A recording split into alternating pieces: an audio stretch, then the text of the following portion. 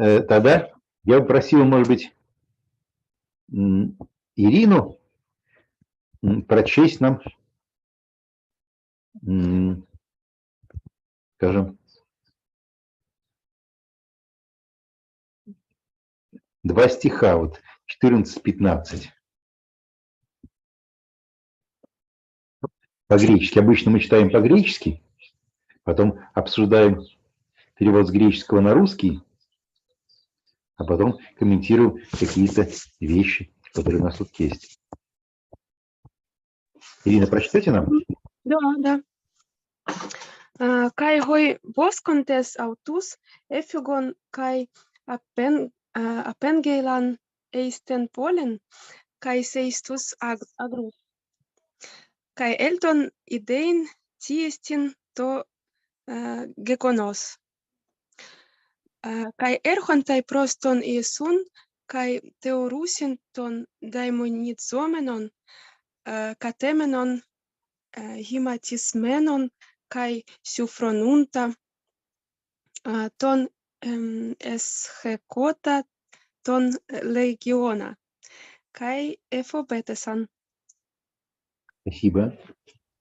Свинопасы бежали и рассказали обо всем в городе и в окрестных селениях. Простите.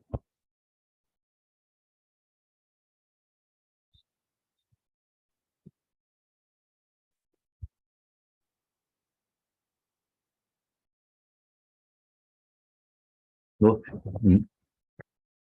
дополнение обо всем я вставил в наш русский текст, поскольку по-русски требуется все-таки, чтобы было как-то эксплицитно выражено, требовалось рассказать прямое дополнение. Думаю, что это такая вполне нормальная вещь для перевода с языка на язык. Какую-то информацию делать из имплицитной, эксплицитной, и наоборот, сообразно нормам соответствующего языка.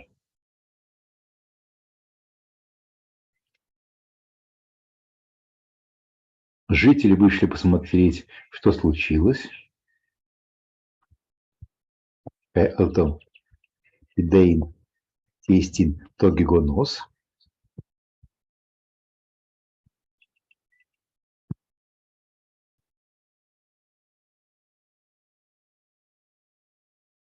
Здесь точно так же добавил слово «жители» в русский перевод. Но думаю, это нормально, потому что иначе у нас получалось бы, что именно гойбоскантес, пастухи, вышли посмотреть, что случилось. И речь идет о том, что вышли все собравшиеся. Пришли к Иисусу и видя, что бесноватый, в котором был легион нечистых духов, тон эсхекота, тон легиона, может быть, это бы, опять же, немножко эксплицировав информацию, была имплицитной, добавил легион нечистых духов, можно было бы здесь поставить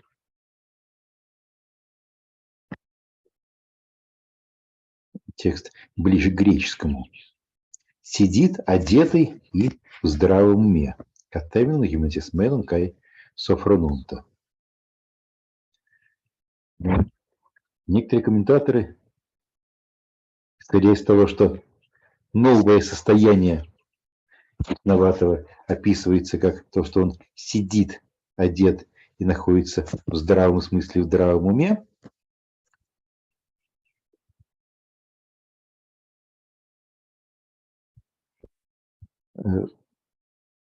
я полагаю, что до этого он был не гематисменом, а как-то ногой. В античных картинах того, как выглядит бесноватый, у нас часто мотив наготы встречается. Бесноватый, сумасшедший, который бегает голым. Но эксплицитно, конечно, у нас это раньше не сказано. Им стало страшно. И давайте тут еще прочтем стиха 16-17 по-гречески. Kai diegesanto autois hoidontes pos egeneto, to daimonizomeno, kai periton hoiron. Kai exanto parakalein auton apeltein apoton horion auton. Спасибо. Ну, в общем-то, опять же, здесь с переводом особых проблем не было. Проблема возникает со смыслом. Эта проблема со смыслом часто как раз становится толчком к разнообразным проповедям, которые рассказываются в церкви, когда речь идет об этой истории, что нужно было бы людям радоваться тому, что на их глазах случилось некое исцеление. Они стали умолять Иисуса идти из их страны. Иногда комментаторы или гомилеты, которые пытаются понять, о чем здесь шла речь и почему происходит такая сцена, что собравшиеся свидетели чуда умоляют Иисуса уйти из их страны. Говорят о том, что людям свиней своих стало жалко. Но, возможно, правильнее скорее другая интерпретация. Везде говорим о том, что в Евангелии происходит конфликт между двумя силами. Между Иисусом и демонами.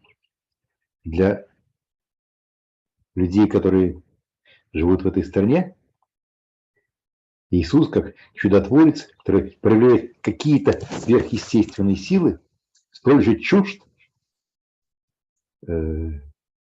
непонятен и потенциально страшен, как тот самый бесноватый, которого они перед этим заковывали, пытались заковать цепями. Происходит столкновение с чем-то, что выходит за рамки нормы, и реакция на этот выход за рамки нормы – это просьба, даже не, как здесь сказано, стали умолять, паракалейн, да, просить, умолять, чтобы Иисус ушел из их страны.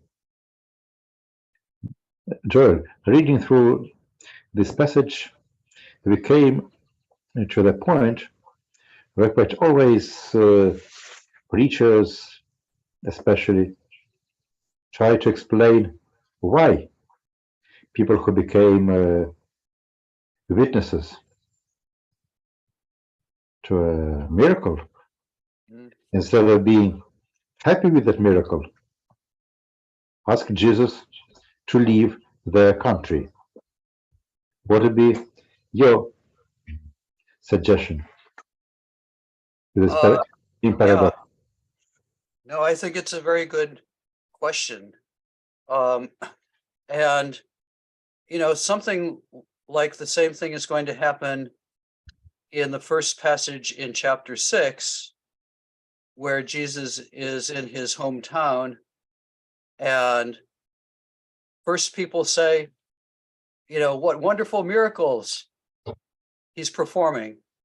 And then they end up being offended at him, right? It's the same sort of strange combination of acknowledging, you know, his authority and yet opposing him.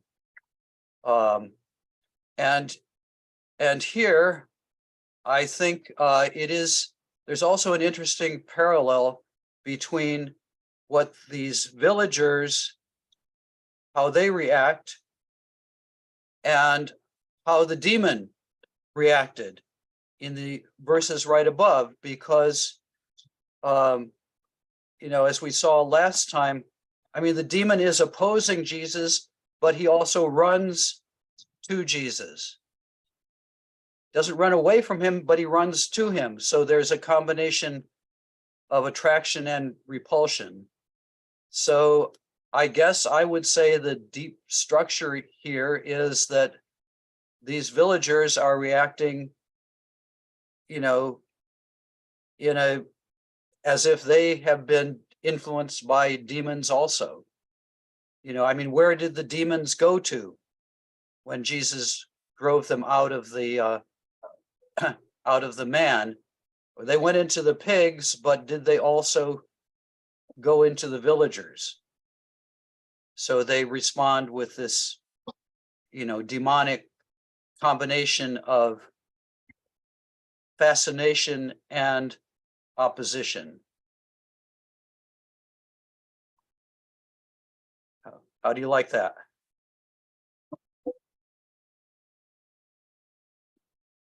Maybe this is also an explanation.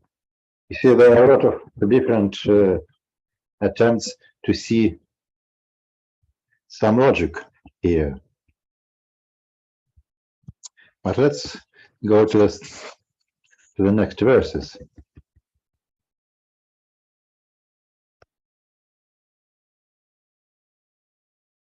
Или, могу я спросить еще стихи 18-20 прочесть?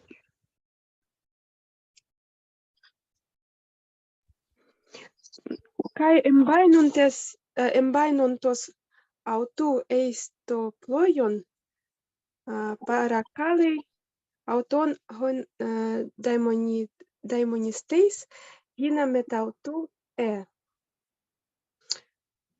kai uk afeki auton ala legi auto Jupage eiston oikonsu prostus sus kai apangeilon autois hossa ho curiosu soi pepoiken kai eleesense.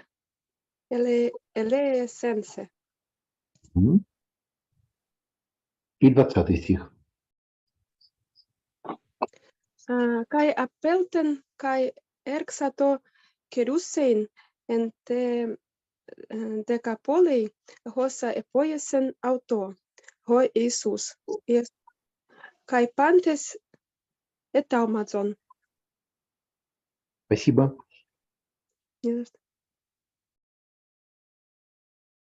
Когда Иисус садился в лодку,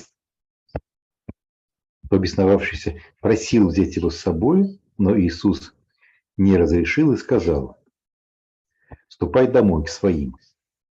Расскажи им, что с тобой истворил Иисус, как он тебя помиловал».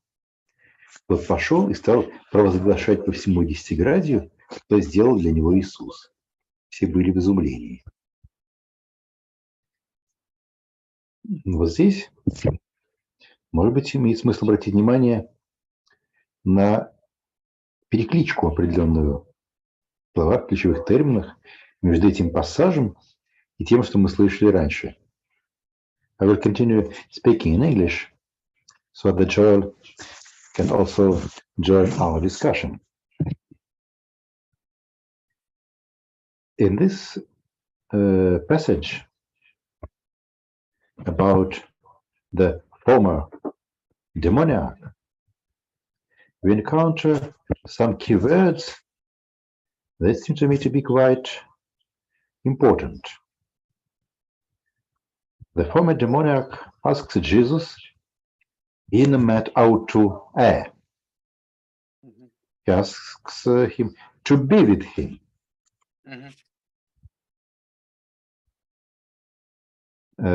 Jesus sends him away, and what does the demoniac do? He started to proclaim Arexata Kerusein. These two key expressions I mark in yellow in order to return a couple of chapters before and look at the scene of the mission of the apostles. Right.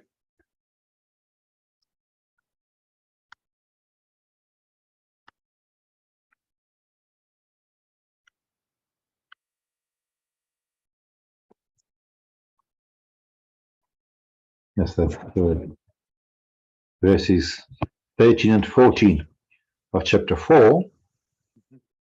Jesus chose 12 ruskai apostolos onomasen, whom he called apostles. He na osin met autu. He na apostella autus kerussei. We see in the description for the apostles and their mission the same key terms. Yeah, yes, I think that's very significant. And as a matter of fact, somebody wrote a dissertation in German about, I don't know, 30 or 40 years ago called Leben aus dem mit ihm sein, living through being with him. And it was about the disciples in Mark, and he took this passage in 3:14 as, central. So I think it is very significant when those terms about being with him and kerusein and proclaiming then recur in the story of the man who was possessed. The strange thing is Jesus tells him not to do this. He tells him just to go home and tell his family what Jesus has done for him. But then he goes out and he proclaims it, he disobeys the messianic secret. But one can't help think that it's a good thing, even though he disobeyed what Jesus told him to do.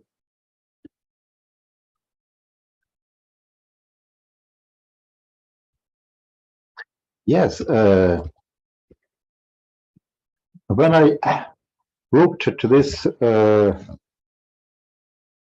repetition of these two key terms, in Osimet autu and kerusein about the apostles, in met autu and kerusein in the story about the demoniac, and of course here we have a demoniac, and as concerns the apostles, they granted power ekbala into demonia. I think there's a constellation of associations between these two passages that cannot be pure coincidence. And in this context, I remember the very interesting topic that we discussed maybe our last meeting or the meeting before the last, which was very important from my point of view for our understanding of the symbolism of this whole travel on the other side of the Sea of Galilee, when we spoke about this travel as a sort of prefiguration for the future mission to the Gentiles. And remember, we even saw that some details of the story may also be understood as a symbolic representation for the mission to the Gentiles that is to follow. And in this case, in this context, the 12 apostles, which are met autu, which are destined to be met autu, that 12, and the number is symbolic according to the number of the 12 tribes of Israel. Whatever was the actual social or political constituency of the Judean society in the first century AD, it's a completely different question. Probably people who were part of this society, they identify themselves mostly as the descendants of the patriarch Judah, some of them as the descendants of patriarch Levi or Benjamin. The other tribes were considered as lost, but in any case, the fullness of Israel, theoretically, symbolically, included all the 12 tribes, and the 12 apostles are understood as missionaries to these 12 tribes. From this point of view, it's quite natural that no one else is permitted to enter this number, because this would destroy the symbolism. But the demoniac asks Jesus to be with him differently from the apostles. He's not from the Jewish people, most probably. He's from outside. And then he's going and he acts at the kerosene. He started to proclaim also outside of Israel, in the Decapolis, which is here probably symbolizes stands not only for a relatively small area to the east from the land of Israel, but is probably a symbol for the whole Gentile world, to whom apostles had to proclaim the gospel. So in one sense, he is not granted to be an apostle. Hinamet autu the repetition is significant. On the other hand, he somehow becomes a sort of a 13th apostle to the Gentiles. Yeah, yes, I like that. I mean, I think we've talked about this before. There are some hints in Mark, that Jesus' group of apostles is not just the 12, because we had in 4:10 or 4:11 those about him with the 12. So that did suggest, a larger group than just the 12. But I think you're right that, he is a paradigmatic apostle to the Gentiles, and that this terminology about being with Jesus that's symbolic, that for Mark, a disciple of Jesus, even today, is somebody who is with Jesus. There's still a possibility of being with Jesus, even though Jesus, is not here physically. So I think this terminology is significant, and I guess, I'd also consider the possibility that this story started out as, a local story in the Decapolis, explaining how the church first arrived in this area. But then I agree with you that, in the context of Mark's gospel, it's, one of the symbolic openings to and prefigurements of the mission to the Gentiles. But it's still strange, though, that Jesus tells him only to go to his house and to tell his family, just his family, what he has done, but he seemingly disobeys, and he goes out and he proclaims it everywhere in the Decapolis. But isn't it the same paradox, the messianic secret that we have throughout the gospel, that Jesus tries to keep his identity in secret, while the outcome of his attempts to keep his identity secret is just the opposite. It becomes known to everyone. So this is not a paradox that is limited to this particular pericope, but that's that's true. Yeah, and the main topic of the though sometimes Jesus tells people not to say things and they don't, but sometimes he tells them not to say anything and they do.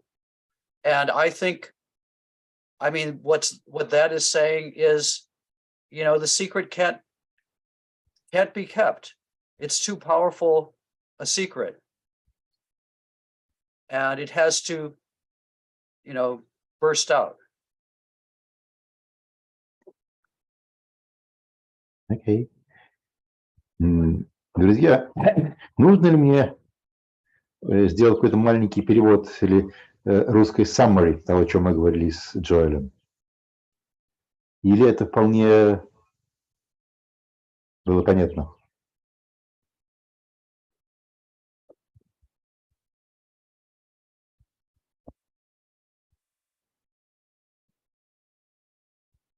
Мы вернулись к теме, которая для меня была достаточно, как помните, релевантно интересно, тогда, когда мы только вслед за этой лодкой, переправляющейся на другой берег моря, стали впервые следить, что это путешествие, оно носит совершенно такой символический характер, как прообразующее последующую миссию ранней христианской церкви к языческому окружению. И здесь у нас вот этот христианский бесноватый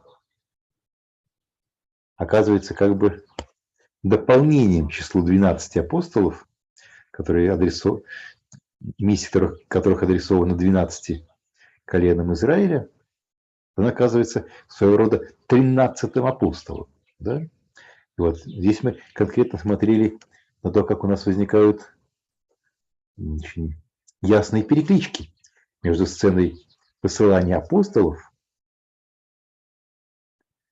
в 3 главе и тем, что здесь у нас описывается миссия христианского бесноватого.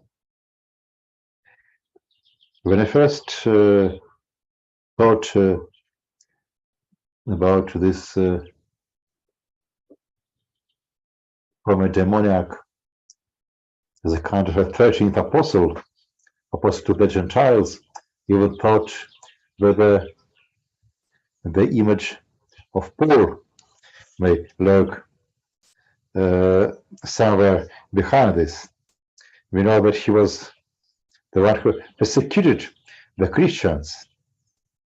So he went from the dark side of the cosmic battle to the good side of the cosmic battle in almost the same way as the demoniac passed from the realm of the demons to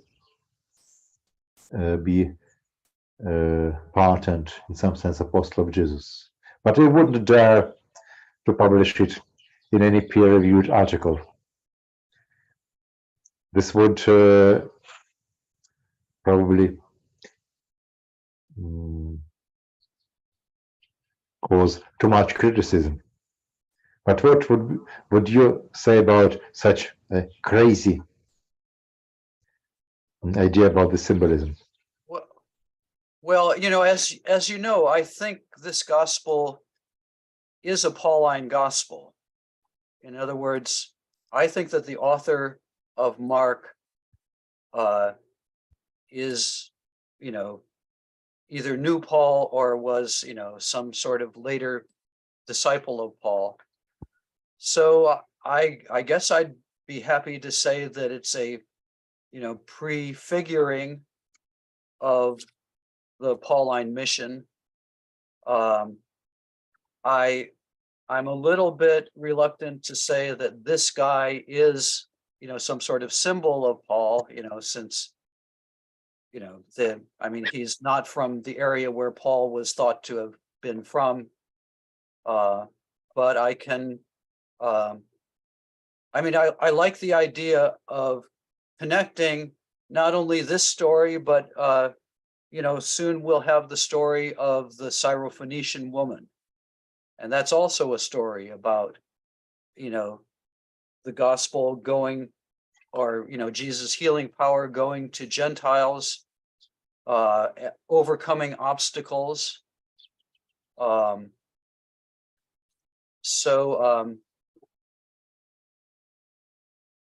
I'm trying to think of if in the whole 2,000 years of history, anybody has ever, said that this guy is a symbol of Paul, and I'm not coming up with anything. So I'm not yet ready to take the plunge and believe in your gospel to that in all of its details. Yes, I said that the area is different from the area of Paul's activity. That's true if we think about Asia Minor and other areas of Paul's mission activity. But on the other hand, Damascus figures quite prominently in Paul's narrative, and Damascus is part of the Decapolis. Yeah. Okay, well, that's interesting. Is Damascus one of the Decapolis cities? Yes. I didn't remember that it was, but I thought it was, more of the cities that are just like right around the Sea of Galilee. I think Damascus was the northernmost of the cities of Decapolis. I'll check with Rabbi Google. Okay. Decapolis.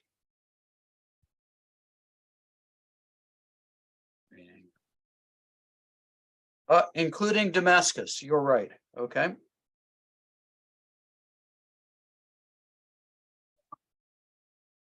This makes the connection between this story and the story of Paul even closer. Yeah, that's interesting. Yeah. Okay. Then let's return to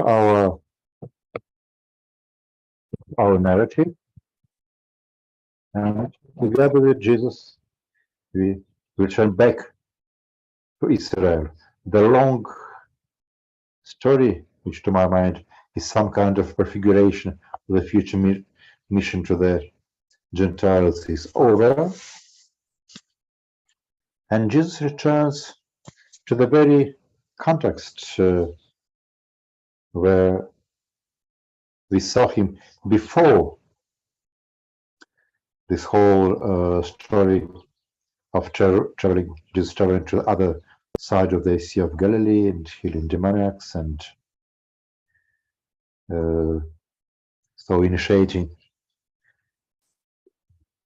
mission to Decapolis. Продолжите тогда 21 стиха, допустим, по 21-23. Kai diaperasantos tu Iesu entoploio palen eistoperan synechte ochlos polus epauton, kai en paratem talasan. Kai erchetai heiston archisynagogon onomati Iairos, kai idon auton piptein prostus podas autu, kai parakalei auton pola, legon hoteto tugatrion mu eschatos echei. Hina elton epites tas heiras aute hina sote kai zese. Kai апелтен Давайте пока здесь остановимся. А Иисус переправился на лодке назад, на тот берег моря. То есть интересно, что действительно по-гречески «топерон» здесь меняет свое значение. Если мы вместе с повествователем находимся на западном берегу моря, то «эйстоперон» будет переправиться на восток, а здесь, поскольку мы находились на восточном берегу моря, то он решили «цпален эйстоперон» на запад. То есть здесь выражение «топерон», как русское «на тот берег», оказывается не имеющим четкой географической привязки, а зависящим от того, где находится наблюдатель, подразумеваемый. И вокруг него собирается большая толпа народа. Охлос полюс – это, опять же, как помнят те, кто с нами читали главы, предшествующие путешествию в сторону Гергесинскую, Гадаринскую. Это одно из ключевых слов той части текста, вот, куда была включена история о миссии Иисуса, путешествии Иисуса на восточный берег моря. Да? Вокруг него собирается большая толпа народа. Он был на берегу. Энпаратен таласом. Тот же, то самое антураж, в котором пару глав назад звучали притчи Иисуса. И вот подходит один из старейшин синагоги по имени Иаир. Увидев Иисуса, он падает к его ногам и умоляет его. Полалайгон. Умоляет его, по-видимому, имеется в виду полалайгон многими словами. Я пытался перевести это таким русским гиндиадисом. Просит и молит. Ой. Простите. Но здесь что-то слетело.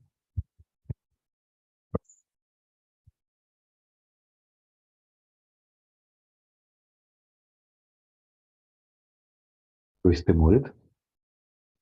Моя дочка умирает.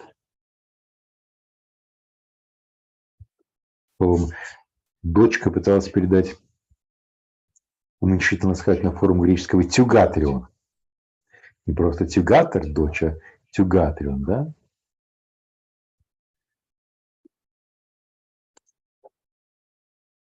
Но приди, возложи на нее руки, и она будет спасена, будет жить.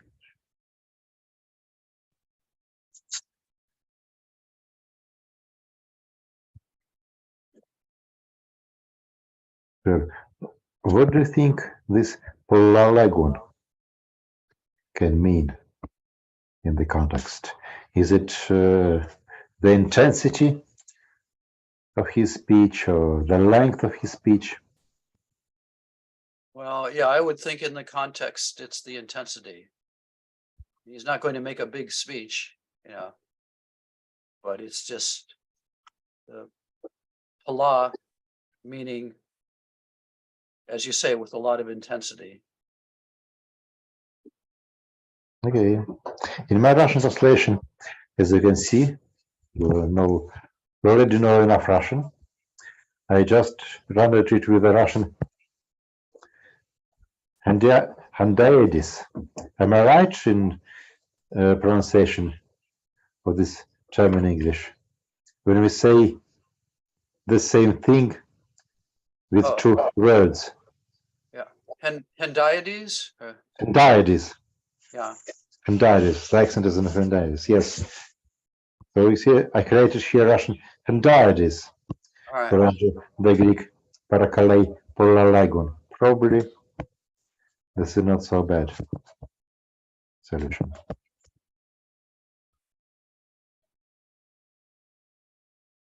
Okay. I like prosidi molit. It rhymes.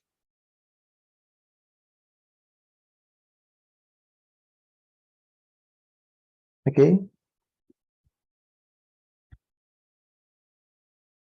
You have two stories that are somehow sandwiched one into another.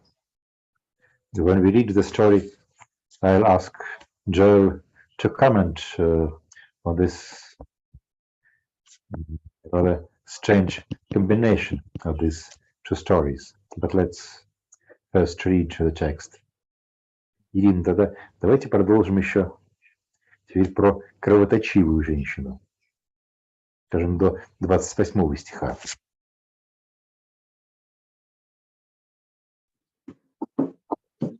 Так. Кай еколутий авто, охлос полю. Сейчас. Кай Сначала сюне. Кая Пельтон метауту. Кай пельтен метауту, кай еколутий авто, охлос полюс. Кай сюнет лібон авто. Так. Кай гюне уса ен рюсей гайматос додека ете. Кай пола патуса полон ятрон. Идите в таком. Кай дапанесаса тапар аутес панта кай меден офелетейса. Аламалон esto heiron eltusa. Acusasa pere tu Jesu, eltusa en tu ojlo opisten hepsato tu himatiu autu. Elegangar hote ean hapsomai kanton himation autu sotesomai. Спасибо. Давайте пока, знаете. Иисус пошел за ним. Его окружала плотная толпа народа. Там была одна женщина, которая 12 лет страдала кровотечением. Она уже намучилась со многими врачами. Полла Патуса, Гипополон и Атрон. И потратила на них все свое состояние, но без толку. Ей становилось все хуже. Да? Услышав об Иисусе, она протиснулась сквозь толпу и прикоснулась сзади к его одежде. Если коснусь его одежды, я спасена, говорила она себе. Как вы помните, для Марка одна из таких важных каких-то синоптических вещей – это его любовь к употреблению частички гар, греческой частички гар буквально, потому что, ибо и тогда, когда он что-то рассказывает, и вдруг по ходу дела понимает, что он чего-то вот из предыстории не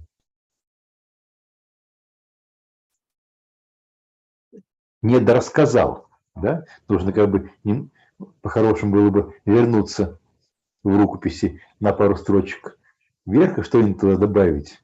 Но компьютеров нету, поэтому так просто взять и поднять курсор на 2 строчки назад и что-то туда вставить не получается.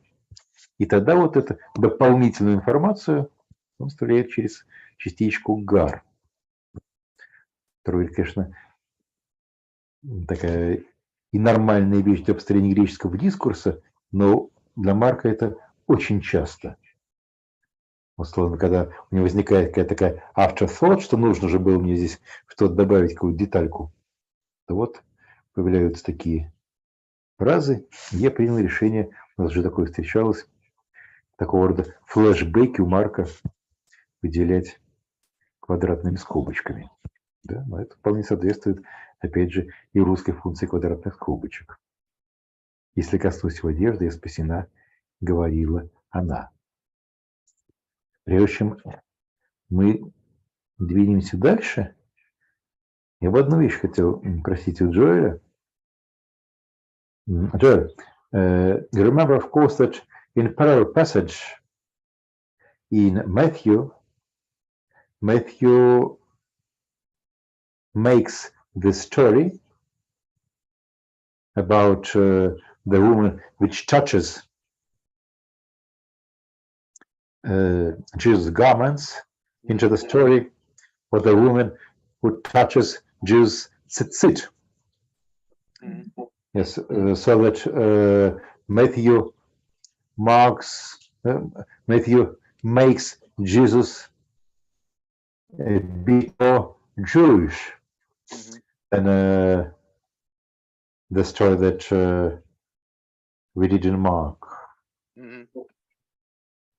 As far as I understand, there is nothing in Mark that can suggest such an interpretation.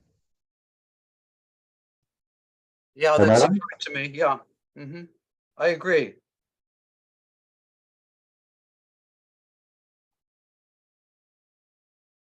It was a detail that was added by Matthew without any hint from Mark and Gospel. Yeah, Okay. and which probably therefore it reveals something about Matthew's situation, namely that he's operating in a more Jewish environment. But I still think that Jewish concerns are in the background in this story. So maybe we can get into that. Okay. In other words, like why is this woman, why is she being so surreptitious? Why is she acting in such a secret way? She in effect steals a healing from Jesus.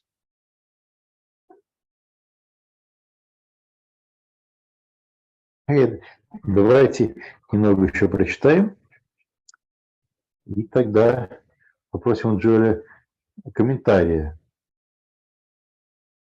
Давайте с 29 по 31 стих. Kai eutius exerante pg tu haimatos autes, kai egno to somati hoti iatai apotes mastigos. Kai eutius ho Iesus epignus en auto ten ex autu dunamin exceltusan epistrapheis ento ochlo elegen tismu hepsato ton himation. Kai elegon auto hoi matetai autu blepeis ton ochlon suntribontase kai legis tismu hepsato.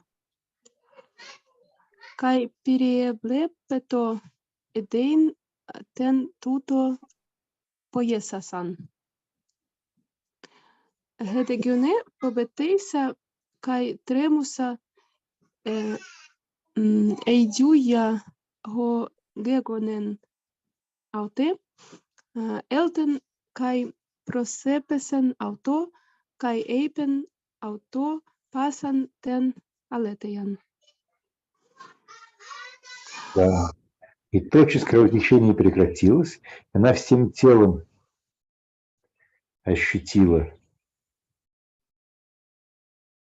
Может быть, здесь я, стремясь сделать русский текст чуть лучше, немножко поменял акценты по сравнению с греческим текстом.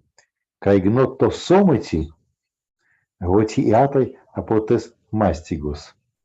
Она узнала, вот, благодаря своему телу, телом своим почувствовала, поняла, что исцелилась от болезни. Я пытался в этот буквальный перевод греческой идиомы, она телом ощутила, что исцелилась от болезни, немножко русифицировать, подверстав под русский оборот, русскую идиому, что-то почувствовать всем телом, Возможно, если мы это все уберем, то будет это чуть-чуть менее идиоматичный русский, но зато будет ближе к греческому. А Иисус тут же почувствовал и понял эпигнос, как сила выходит из него.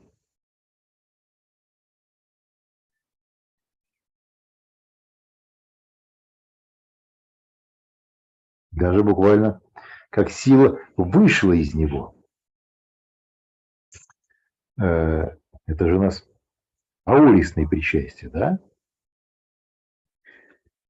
Эксельтусом. Он оборачивается к толпе и спрашивает, кто прикоснулся к моей одежде.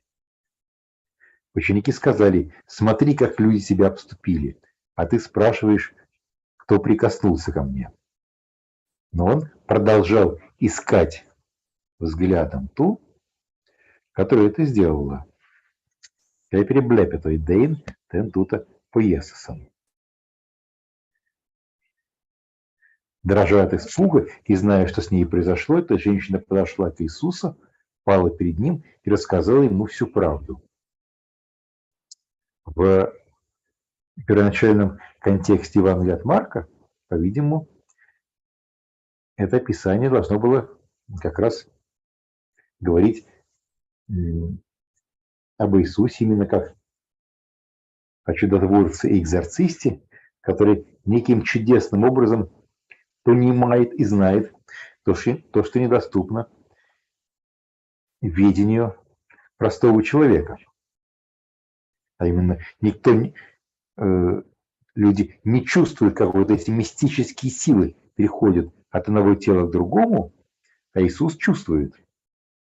И поэтому, хотя все удивляются, ты спрашиваешь, кто прикоснулся ко мне, но он знает, что вот есть некое особое касание, такое касание, так сказать, которое привело к тому, что из него изошла сила. То есть в первоначальном контексте это должно было быть повествованием о том, какие особенные, сверхчеловеческие возможности есть у Иисуса. Но, конечно же, для последующей экзегезы все получилось наоборот. То, что он почувствовал, как сила из него изошла, но как бы по тексту не понимает, к кому она от него изошла, куда перешла. Наоборот, последующая экзегезия воспринималась не как знак каких-то сверхчеловеческих способностей Иисуса, а как знак его недобожественных способностей, согласно нарративу Марка. И, конечно, особенно есть обращать внимание в это выражение «сила ушла». Да? Аурисное причастие эксфильтусом. Означает ли это, что он почувствовал, что сила уменьшилась? Were you able to follow? Yeah, I followed some of what you were saying. So, I mean, it's a story. I mean, it seems to have these magical elements, right? She touches Jesus, just his garment, and the power goes out of him to her and heals her without Jesus intentionally wanting to heal her at first, right? It's just like she touches his power-filled garment and she's healed. So that she gets healing without his will, so that the power of healing is in fact not controlled by him. Right, and it's sort of like there's a passage in Acts where there's a description of how, like, you know, the disciples give handkerchiefs, and you can give your a handkerchief to somebody, and they take it to somebody else, and you're healed that way. So it's, I mean, I think it's a semi-magical idea of healing, that it goes through the garment. Now, as the story progresses, he has a conversation with her, and he ends up saying, your faith has healed you. So it's kind of pulled back into the realm of Christian belief. But it's still a story about this power-filled person who you just have to touch him and you'll be healed. And this exaltation, does it mean that he felt that because of power having gone out, he has less power? What exactly is the meaning of this exaltation here? Yeah, I guess maybe. Yeah, he has a little bit, some of his power has gone out, so he feels a little less powerful. And I mean, the other thing that's interesting is he looked around in 32, peri eblepeto idein tain tuta poiesasan. So does that mean that he knew that it was a woman who had stolen his power? Because it's the feminine demonstrative that's used, or article that's used.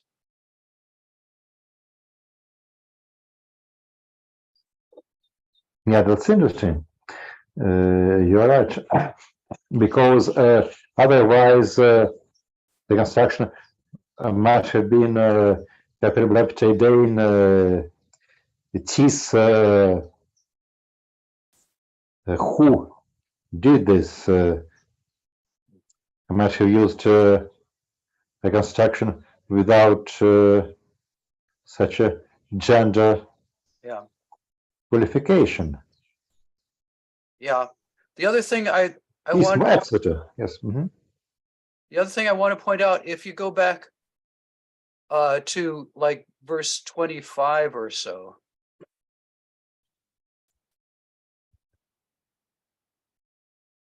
Okay, yeah. So yeah, let's start with 25.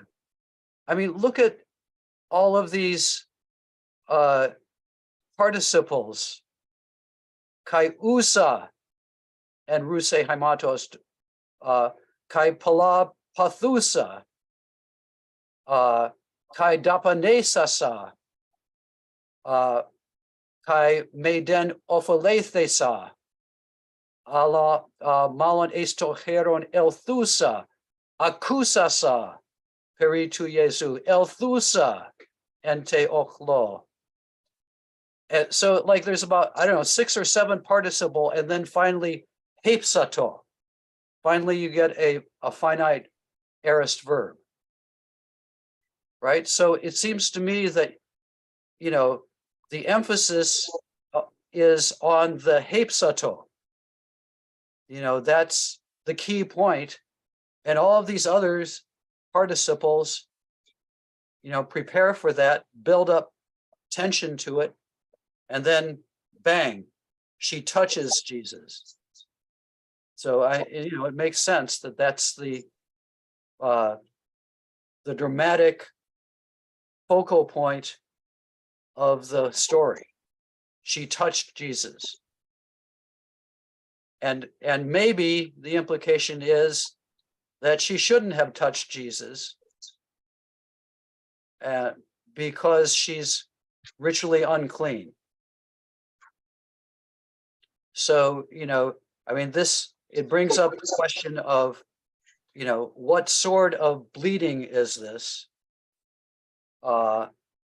And I would argue that it's vaginal bleeding, that she's a zav,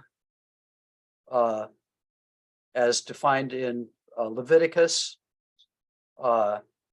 And so she's ritually unclean. And that's why she is her stealing of this healing is so surreptitious, so secret, because she shouldn't be touching Jesus because she's unclean, and the anxiety might be that she could then make him unclean, but instead of the uncleanness going from her to him, his power goes from him to her.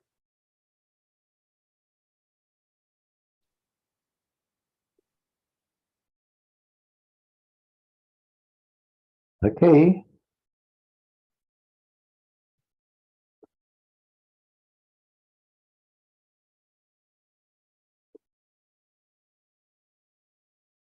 Давайте еще прочтем 34 стих.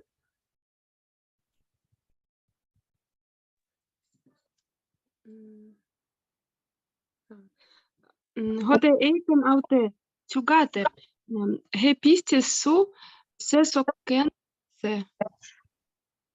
hypage eis eirenen kai isti hygies apotes mastigossu.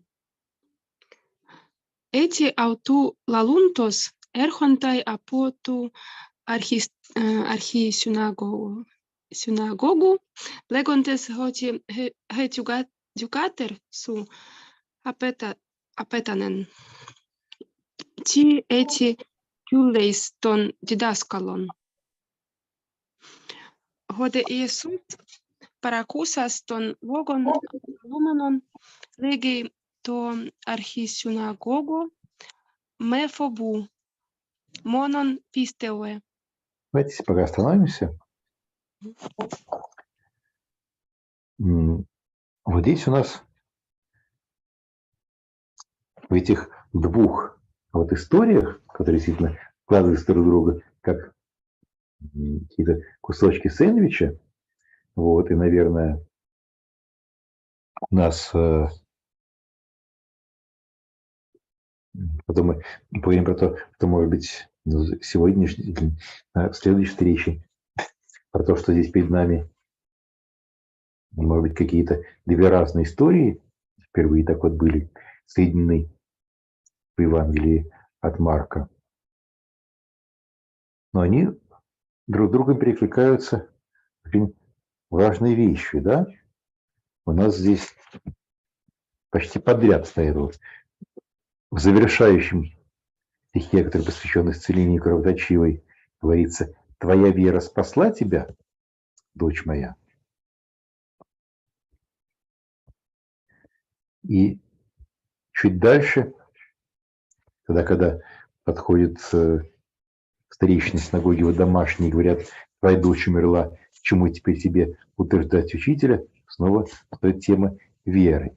Не бойся, просто верь, да? Вот. Что-то у меня постоянно искакивает экран.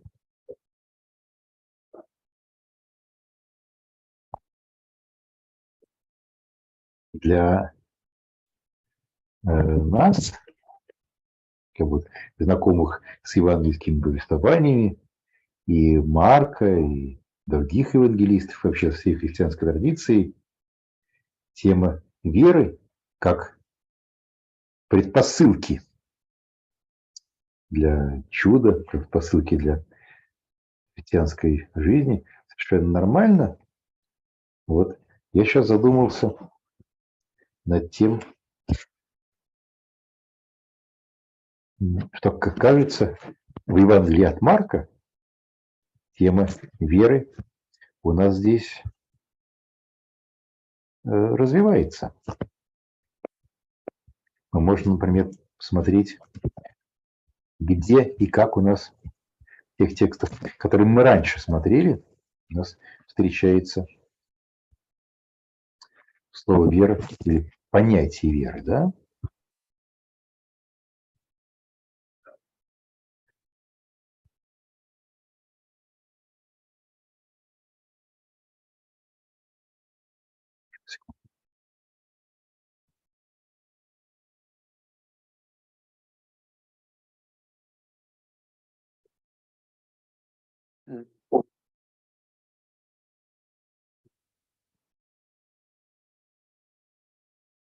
помощью современных средств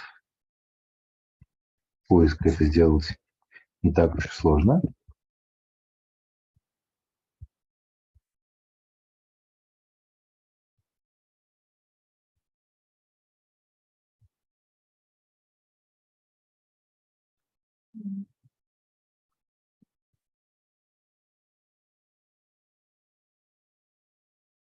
Скажите, сейчас что у нас видно сейчас на экране? На экране Да, видно. переводом. Ну, то же, что и Понятно. раньше, параллельно. Понятно. Давай тогда я попробую сейчас запустить новую, другую демонстрацию. Вот я просто вывел на экран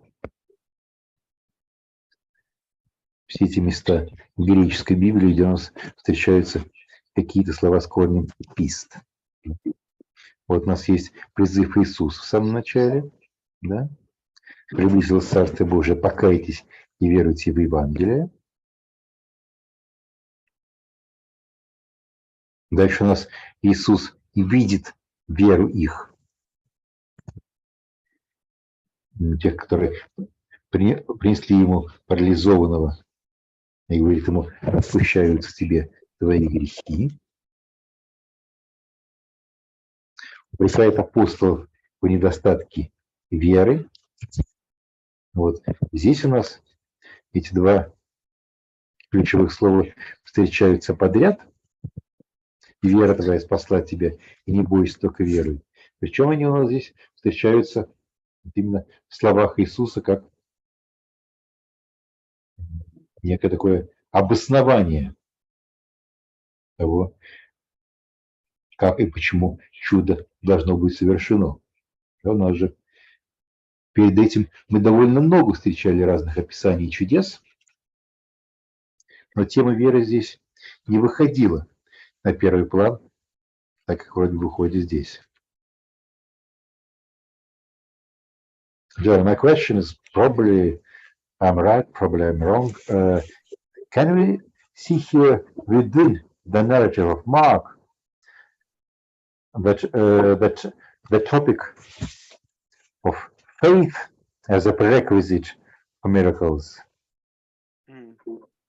or prerequisite for being Christian, is somehow developing throughout the narrative?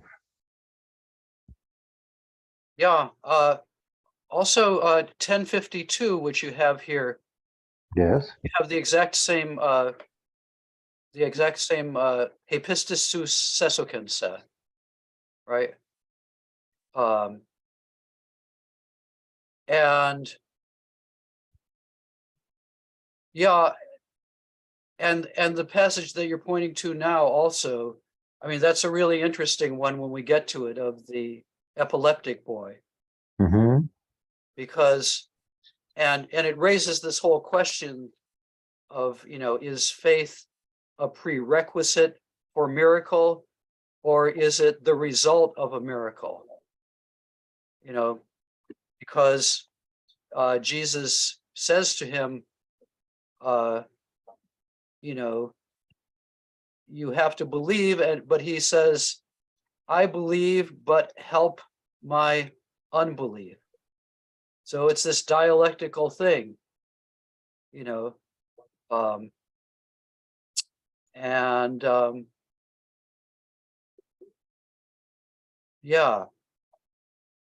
And I guess, I think this probably has roots in historical memory about Jesus, but also one can't help but think of, the role that faith plays in Paul. And it's another way, I think, in which this is quite a Pauline gospel.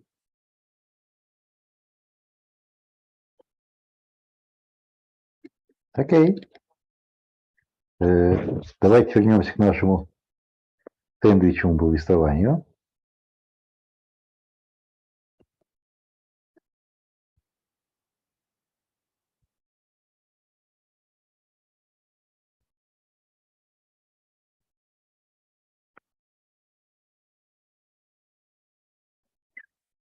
So here's my fantasy.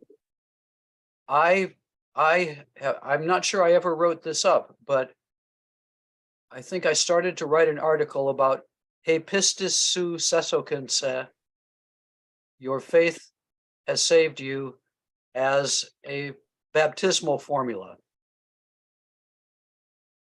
You know, you step into the waters of baptism and, you know, whoever's baptizing you says, your faith has saved you. And I guess part of my argument for that was, especially in the other story in which this occurs in Mark, which is the story of the healing of blind Bartimaeus in 1046 and following, that I think that's easy to see as kind of a symbolic baptism story. Baptism was, at least in the 2nd century, associated with illumination, with light, with coming out into the light from the darkness. And the same formula occurs there. Let's see, how do you, yeah, oh yeah. Tvoya viera spasial tibia. But do we have expressions like this in actual baptismal formula of the early church? That's the question. I do not remember. I don't think so. No, that's why I never published the article. Okay. But it makes sense to me.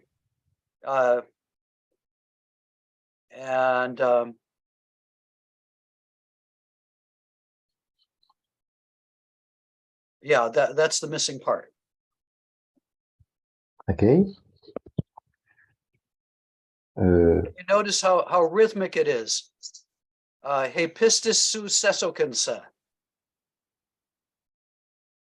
I mean, it would work very nicely as a part of a baptismal ritual.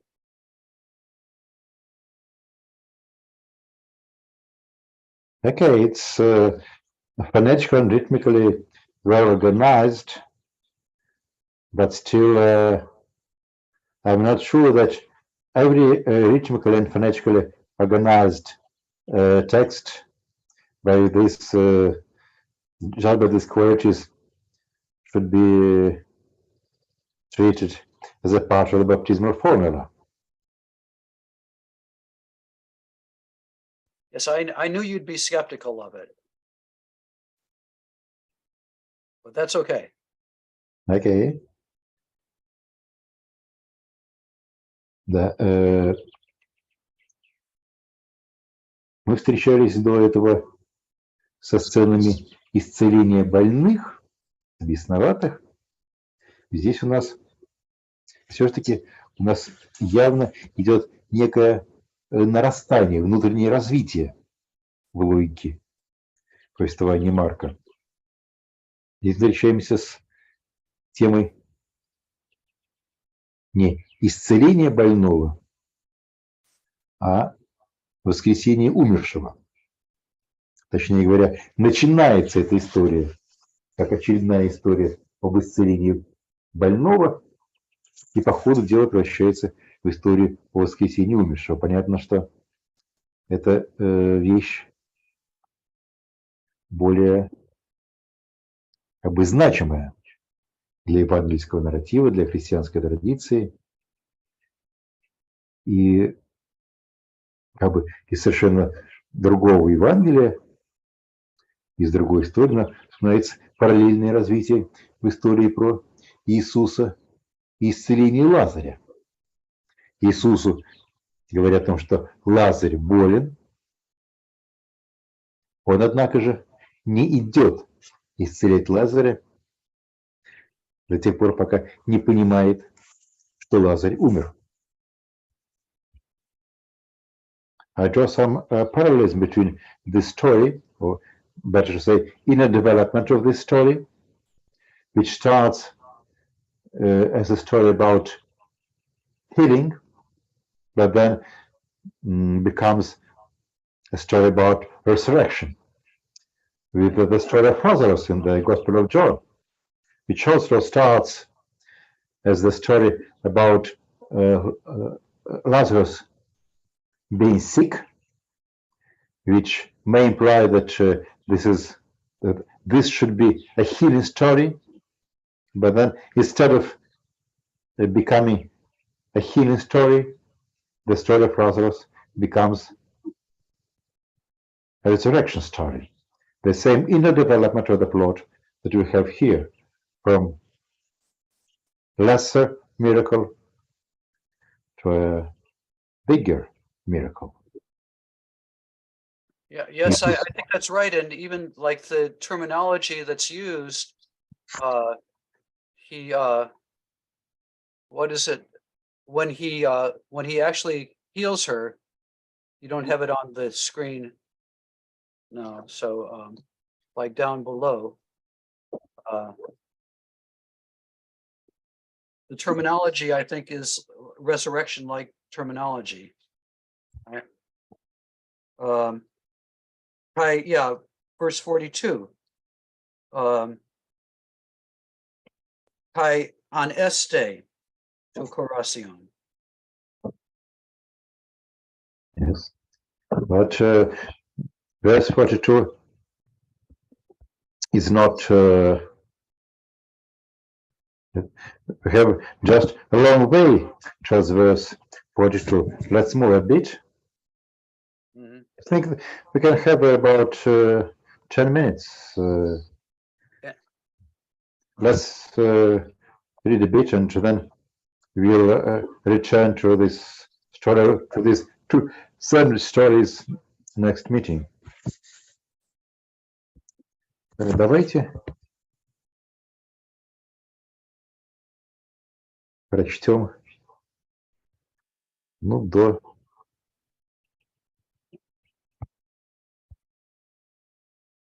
41 стиха. Ира, выполните свою миссию чтицы? Так, 40. Начинаем с 37-го. Мне почему-то сбился Да. немножко. Да. Kai uk afeken udena metautu synakolutesai ei meton Petron kai Iakobon kai Ioannen ton adelfon Iakobon. Kai erhontai Christonoikon tu archisynagogu kai teorei toriubon kai klaiontas kai alalaksontas polla. Kai eiselton legi autois ti turubeiste kai klajete. To paidion uk apetanen alla kateudei. Kai kategelon autу. Окей. Давайте пока поставим точку. Идти с собой дальше не позволил никому, кроме Петра, Иакова и Иоанна, его брата. Они приходят в дом старейшины, Иисус видит смятение, слышит плач и громкие причитания. Он входит внутрь и говорит, что вы плачете и причитаете. Ребенок, то Карасион, не умер, а спит. Ну, давайте еще дальше прочтем.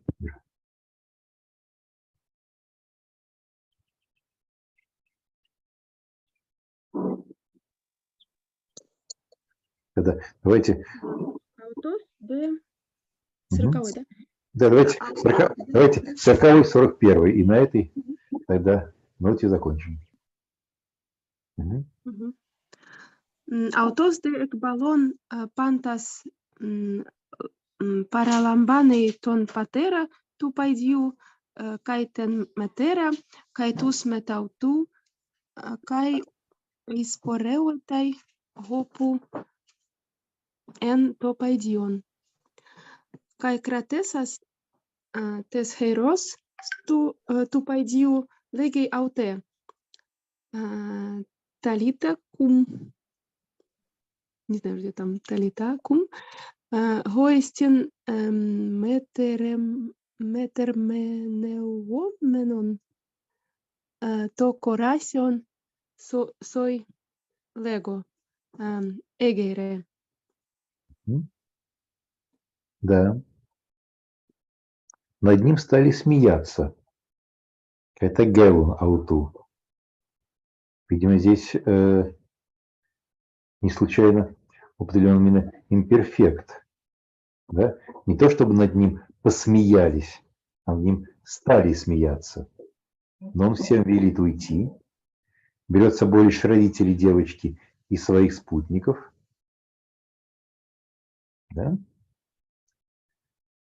Прамбантон патера, ту пайдилу, кайтен метера, кайтус мет ауту. По-видимому, под тус мет ауту имеется в виду упомянутые выше Петр, Иаков и Иоанн.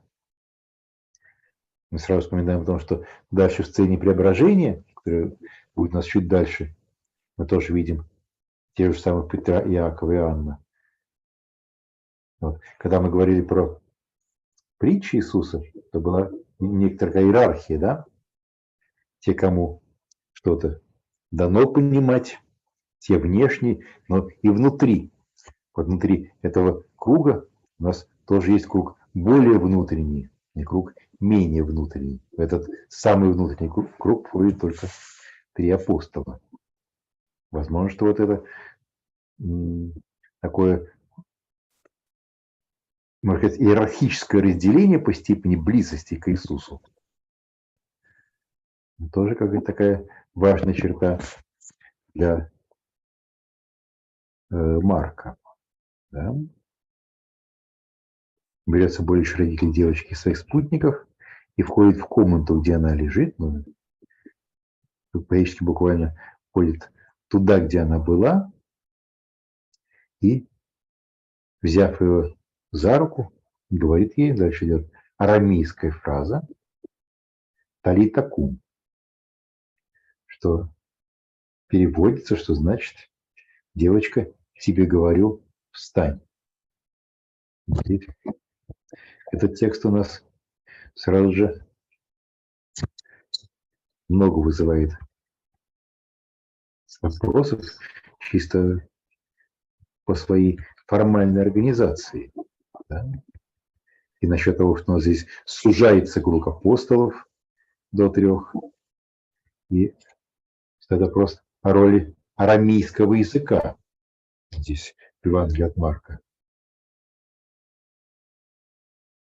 We have here 2 questions, I think, important for us, or at least 2 questions, namely that the circle of those who follow Jesus and who are allowed to be witnesses to what is going on is even narrower than the closer circle of 12 apostles. We have here a sort of continuation or the same opposition between inner circle and outer circle that we heard earlier when speaking about Jesus' parables. So that the hierarchy is not just twofold, inner circle and outer circle, but there's inner circle within inner circle. And for me as a linguist, a very important question is the role of Aramaic language here. Is this a remembrance of the original words uttered by Jesus? Is this a special sacral role of these words that required that these words are to be transmitted in the original language? Or take into account that the whole of the gospel is in Greek, and of course it's normal for a special magical formula to be said in a different language, different from the normal language of the narrative. Is Yes, this and part that of the happens, strategy of the Greek narrative? Yes. yes, and that happens also in chapter 7, I think. The man who is mute, who can't speak and who can't hear, also, their Aramaic is used, ephatha, right? Yeah. So those are two of the only, I think the only other time that Aramaic or Hebrew is used is Bartimaeus calls him Rabbi in chapter 10. So 2 out of the 3 times it's in a healing miracle. And so I would think that behind this may be the idea that to preserve Jesus' words in their original language with their original power, so that the words themselves have power, especially in their original language. That makes sense to me. Okay. Let's stop here. We meet next Monday, and our next Monday meeting will be the last one in this semester. We traveled through the Gospel of Mark for many months, and I think it was very important for us both as biblical scholars and linguists, and for our spiritual journey as well. So we stop here at the moment of suspense.